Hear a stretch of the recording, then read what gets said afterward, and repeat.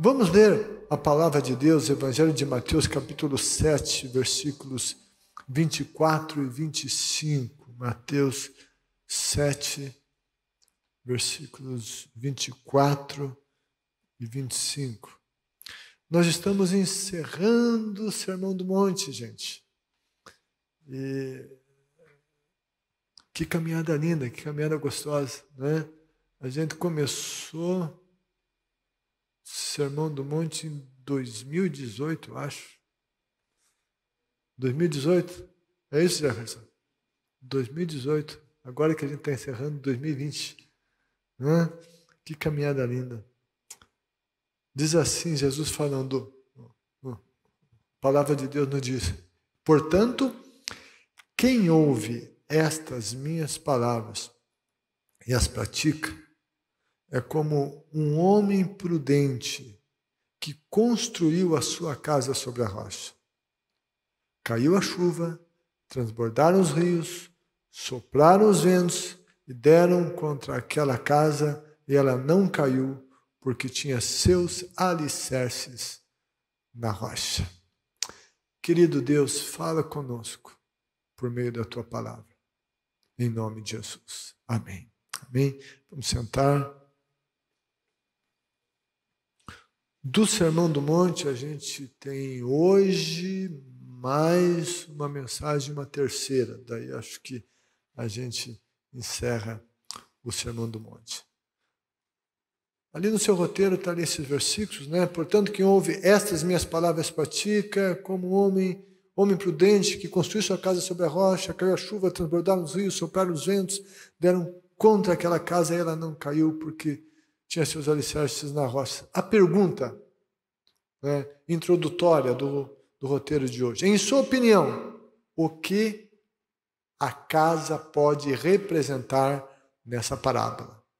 Então veja bem, isso é a parábola, Jesus usa figuras, representação. Né? Então, olhando para essa parábola, né, o que a casa pode representar? Jesus não estava falando literalmente de uma casa física, ele está usando o exemplo da casa física, mas o que representa essa casa? Tá? Então, coloca a sua resposta. Você que está no chat, coloca também a tua resposta aí. O que a casa pode representar nessa parábola? Tá? Coloca lá no chat do YouTube, do Facebook. Você coloca aí, você que está com a caneta, está com o papel, né? Então, vai anotando aí a sua resposta. E nós vamos... Gente, é muito importante a gente observar, certo? Que Jesus contou essa história, e essa história não está isolada em si mesma. O início que a gente começou a ler lá no versículo 24, tem a palavra portanto, certo? Esse termo no grego também ele poderia ser traduzido como então, ou por esta razão, ou consequentemente, ou conformemente, ou sendo assim. Esse termo no grego é uma conjunção que liga essa história contada por Jesus com tudo aquilo que ele disse antes. Jesus começa a contar essa história conectando com tudo aquilo que ele disse antes. Essa palavra que é usada aqui, uma palavra de conexão. Então, não é uma história isolada em si mesma. Não deixa de ser uma perícope ali, no entanto, ela não é isolada. Ela tem conexão. Jesus conecta. Ele vai contar essa história encerrando o Sermão do Monte. O Senhor também disse portanto, quem ouve estas minhas palavras. Ou seja, é uma referência às palavras que ele tinha dito anteriormente. E que ele está concluindo ali. Então, tem toda uma construção aqui muito bem feita. Muito bem feita. Quando ele fala, portanto, sendo assim, por esta razão, quem ouve estas minhas palavras são, sobretudo, lógico, todas as palavras que Jesus disse, mas aqui nesse contexto, sobretudo as palavras ditas no Sermão do Monte, que a gente estudou aqui, então, aí por esse tempo todo, pensando em algumas destas palavras, não todas. Quando Jesus está falando, quem ouve, pois, estas minhas palavras, ele falou das bem-aventuranças. Quem ouve as bem-aventuranças, aquilo que eu disse para vocês. Ele falou sobre sermos sal da terra e luz do mundo. Ele falou sobre uma justiça superior. Ele falou sobre a justiça ética.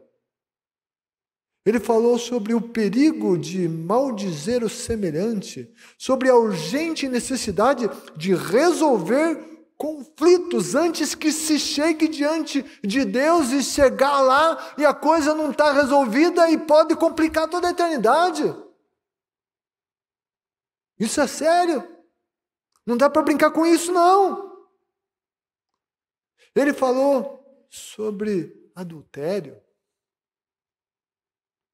Ele falou sobre a questão do divórcio, os juramentos.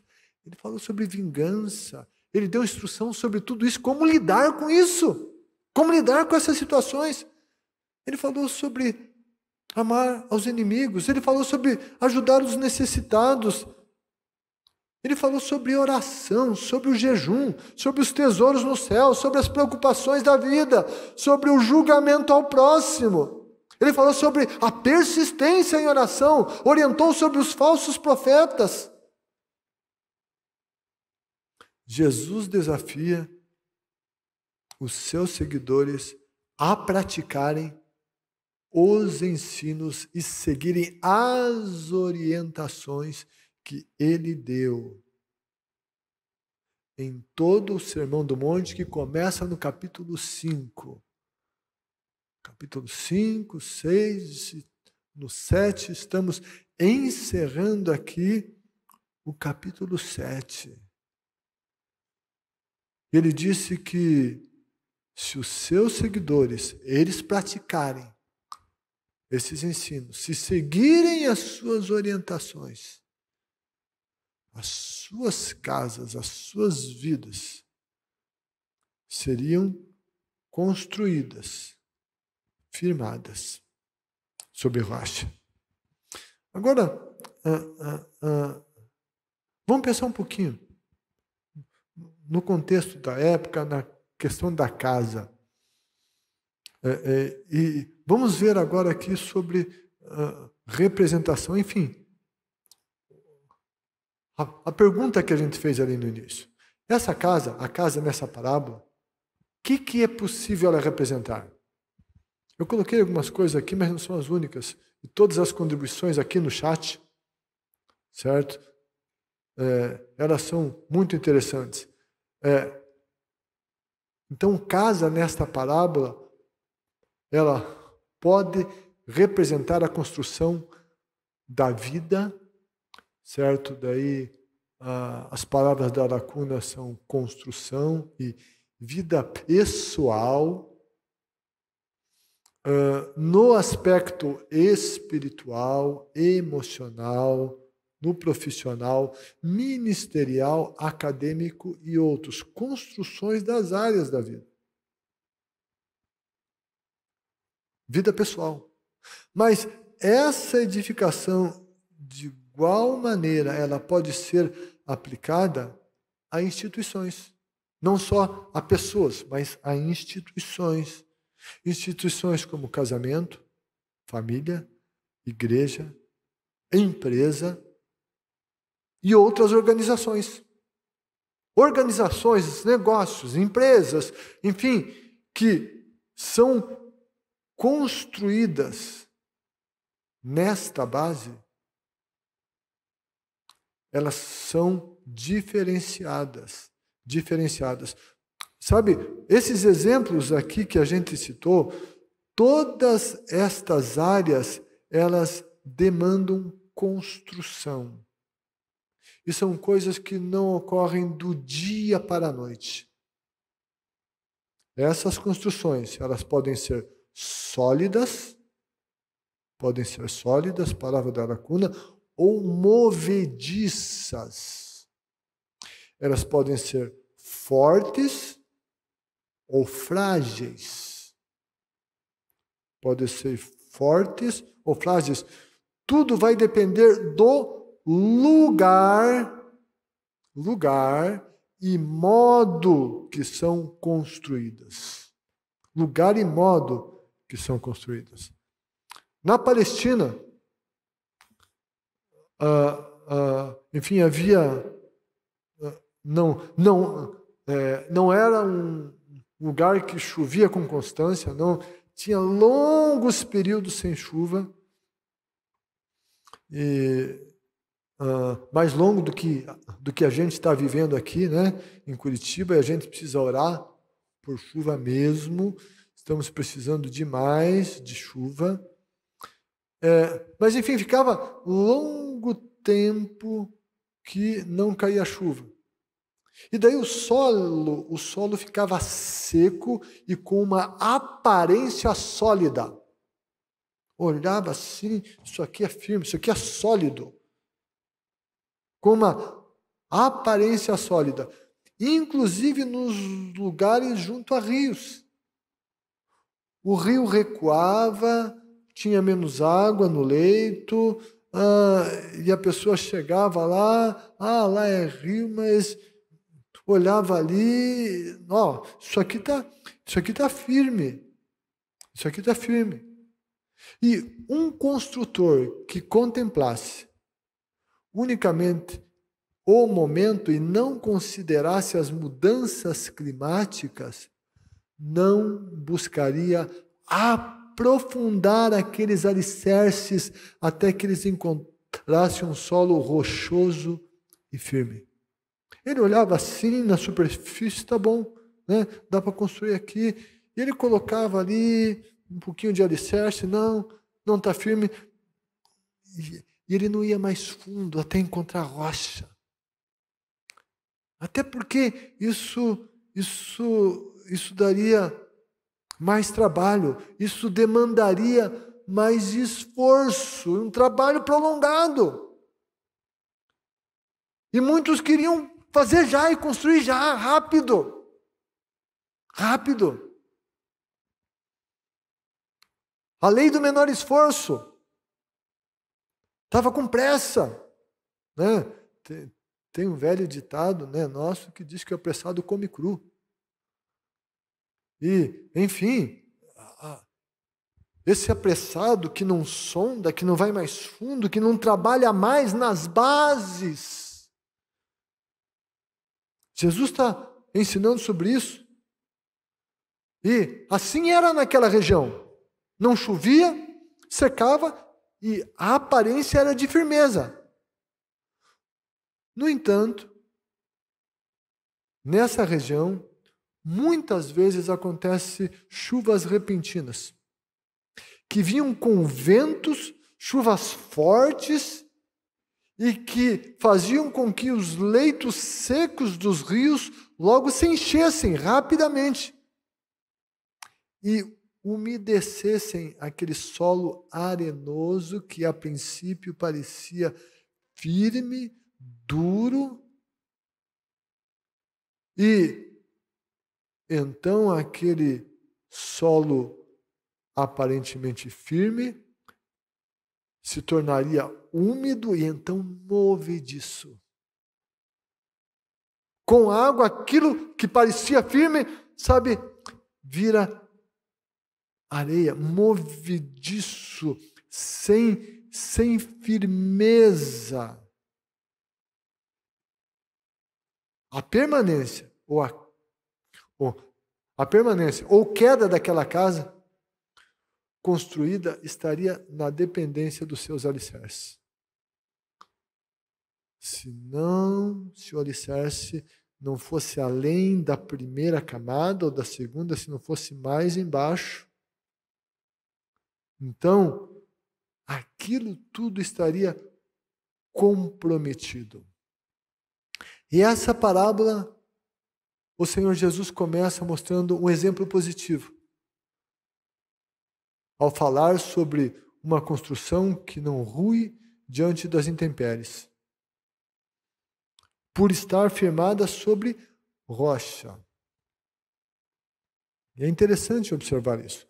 Ele primeiro mostra, é assim, gente, olha só. Se construir, se tivesse esforço, se for sobre rocha. Veja bem, veja o que vai acontecer. Ele mostra o melhor. Ele mostra como a vida pode ser melhor. Então, ele fala do positivo ao falar sobre uma construção que não rui diante das intempéries, por estar firmada sobre rocha. Da mesma forma, a edificação de uma casa com alicerces que se aprofundam, chegam a camadas rochosas, sabe, isso era um desafio para o construtor. Era desafiador. Quando Jesus está falando, porém, aquele que ouve estas minhas palavras e as pratica, e quando ele está falando desse trabalho de colocar alicerces, e um alicerce que vá a fundo, que não fique só na superfície, mas que vá a fundo, que alcance rocha, e esse tipo de alicerce é difícil de ser construído, o que Jesus estava comunicando aqui também é que não era fácil aplicar os ensinos dele. O que está no Sermão do Monte, sabe? Tem alguns que acham que é impossível. Tem até alguns teólogos aí que dizem, não, mas isso não tem como, e como é que pode? Não é bem assim. Aplicar tudo isso. Ei, se Jesus disse que é para a gente fazer, é porque é possível fazer. Ele não nos desafiaria a algo que não seria possível. Ele sabe o nosso limite. Ele não é injusto. Ele nunca vai pedir de nós mais do que podemos. Mas ele está dizendo aqui que não é fácil. Ele está dizendo que o praticar estes princípios é trabalhoso, demanda tempo. Não é algo superficial, é preciso se aprofundar, é preciso se aplicar para que a nossa vida, áreas da nossa vida, instituições, elas estejam sólidas e fortes. É isso que Jesus está dizendo aqui. Ele está dizendo, sabe? Ele está comunicando aqui. Isso tudo que eu estou dizendo para vocês não é fácil. Exige, dá trabalho. Mas ele está comunicando, vale a pena. Dá trabalho no começo. Mas depois tem solidez. Então, vale a pena esse trabalho. E diante dessa história, a pergunta que surge no estudo dessa parábola é: como estão os nossos fundamentos? Como estão os fundamentos da nossa vida? Como estão os nossos fundamentos nas mais diversas áreas da nossa vida? Em que a nossa vida está pautada? Onde que a nossa vida moral e os nossos valores e princípios morais estão pautados? Será que nos princípios globais? No princípio das celebridades, com seus discursos bonitos, porém vazios, e totalmente avessos aos princípios da palavra de Deus? Ou eles estão embasados em uma vida que busca santidade?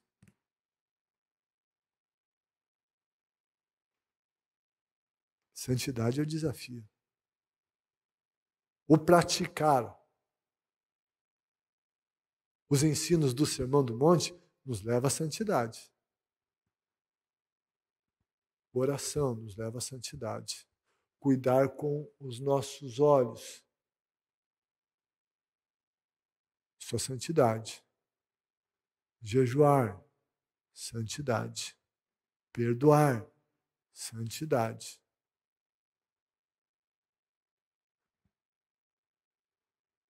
Tudo que se pratica, que está no Sermão do Monte, sabe, conduz à santidade. Como estão os nossos fundamentos? Os nossos fundamentos, nossos comportamentos revelam fidelidade a Deus? Com quem nos comprometemos? Quando a gente está falando sobre isso, sabe, essa reflexão deve permear todas as áreas de nossa vida e das instituições das quais fazemos parte. A gente tem que fazer esse exame. Não dá para brincar. Como está a construção da nossa família, a construção da educação dos filhos, a construção do casamento, a construção dos relacionamentos, a construção da vida financeira, a construção do negócio, a construção da vida profissional? Em que ela é baseada?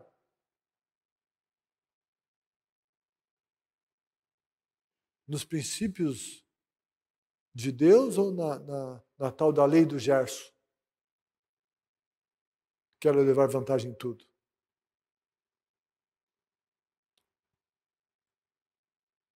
Em que nossa vida, áreas da vida, estão fundamentadas? Na verdade, ou em algumas mentiras para encurtar o caminho?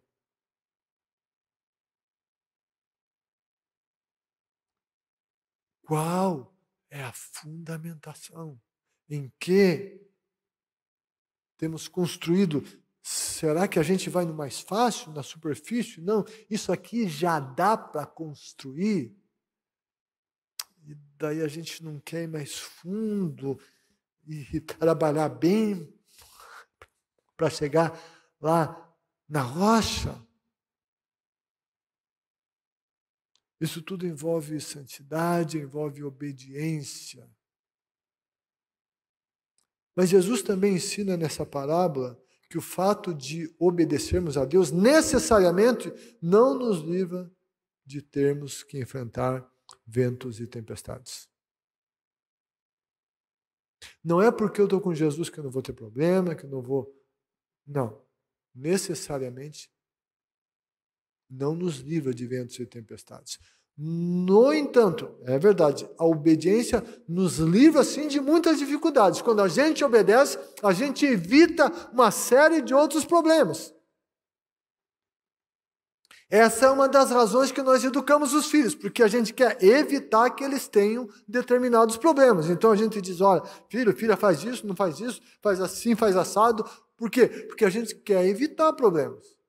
E Deus também faz isso com a gente, quanto à sua palavra. No entanto, embora nós orientemos os nossos filhos para que eles evitem problemas, nós também os preparamos para o enfrentamento de problemas. E Jesus disse, no mundo vocês vão passar por aflições. Vivemos em um mundo mau. E aqui está Jesus está contando que vieram os ventos, que vieram as águas. E às vezes a chuva vinha de repente, vinha torrencial. Na região onde a pastora Simone morava, né, lá no Senegal, então, é um lugar de seca. E esses dias, ela contou que em um dia choveu que chove em um ano, é isso, Simone? Em um dia choveu a quantidade de chuva de um ano. E foi arrasador. Então, às vezes na vida, a gente está ali, ok, e de repente surge uma tempestade. E o que é que vai determinar o efeito da tempestade na nossa vida? Se a gente vai ficar firme ou vai cair? É a construção, é os alicerces que nós firmamos. Qual que é a profundidade deles? Qual que é a profundidade do nosso compromisso com Deus? Como é a nossa fidelidade, a nossa santidade, a nossa firmeza na palavra, a aplicação da palavra? Tempestade vem. Vem ou não vem, Demar? Vem, né? Vem, né, Marco? Vem. Tempestade vem. Vem para todo mundo. Mas o mais importante não é o tamanho da tempestade, mas é o estado dos alicerces. Uma outra ilustração que muitas vezes eu uso, né? A gente não tem que estar tão preocupado com a chuva que cai lá fora, mas sim com o estado do telhado. Essa deve ser a nossa maior preocupação. Se a gente obedece, se submete às orientações divinas, isso nos coloca em um terreno sólido e nos faz resistentes às ameaças que surgem de vários lugares. Se estamos firmados no Senhor, Ele é por nós. E então, quem será contra nós? É o que Romanos 8:31 diz. Se Deus é por nós, quem será contra nós? Quando que Ele é por nós? Ele é por nós quando nós andamos de acordo com seus princípios. Se a gente está ouvindo, aplicando e praticando a palavra dele, sabe? A gente vai estar com ele, ele vai estar com a gente e ele vai ser por nós. E na tempestade, nós estaremos firmes. Alto e mais alto, nós vamos adorá-lo. Nós cantamos aqui hoje, essa última música, sobre essa firmeza no Senhor.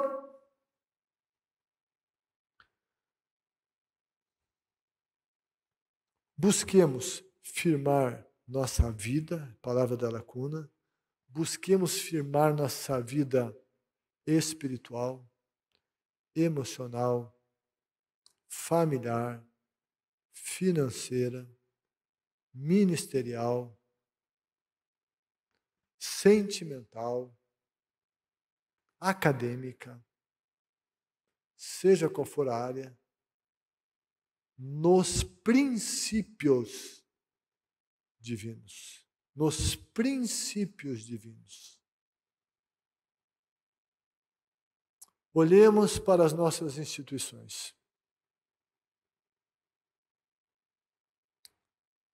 Família, lugar onde a gente trabalha. E é lógico, dentro do nosso espaço de autoridade, tem coisas que não estão debaixo do nosso domínio, a gente não pode interferir, mas dentro daquilo que podemos, vamos nos firmar sob rocha. Vamos nos firmar sobre rocha. Que tudo seja firmado sobre rocha. Que a vida acadêmica seja firmada, seja firmada na rocha.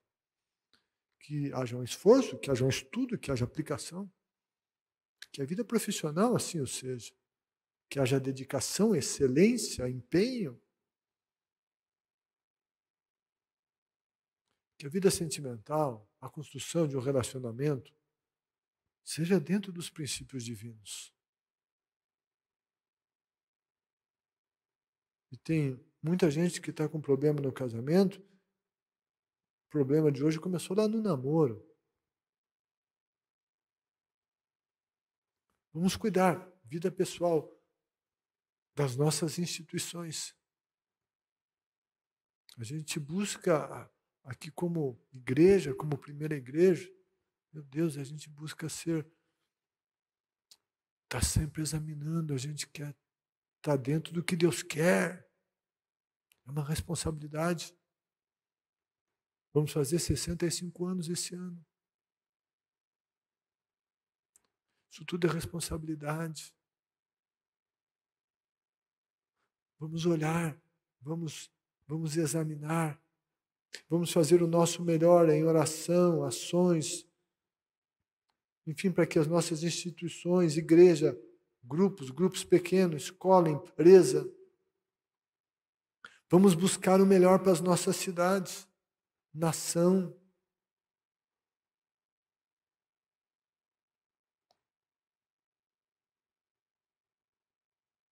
As bases da nossa nação, a gente precisa resgatar os valores da palavra de Deus. Tudo conspira contra eles. E o que mais vale são as bases. Qualquer construção de uma nação, de um governo, que não considera Deus, os princípios da palavra de Deus, é o pior governo que tem.